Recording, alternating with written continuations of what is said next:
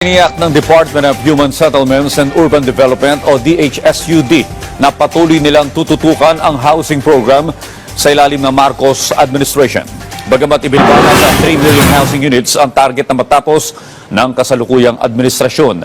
Tiniyak ni Secretary Jose Rizalino Acusar na maisasakatuparan ito bago matapos ang termino ni Pangulong Ferdinand R. Marcos Jr.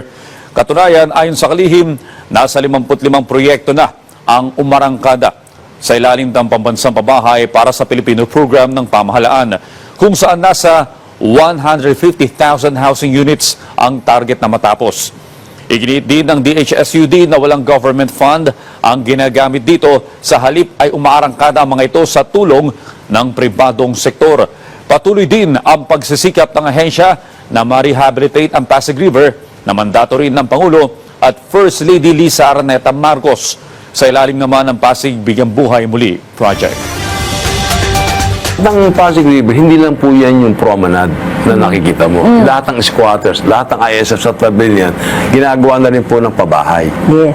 Sabay yan eh. Kasi ang pangit naman tingnan, ang ganda-ganda ng lugar. Nakikita mo yung mga mahihirap nandun sa ilalim ng pusali ng Pasig River.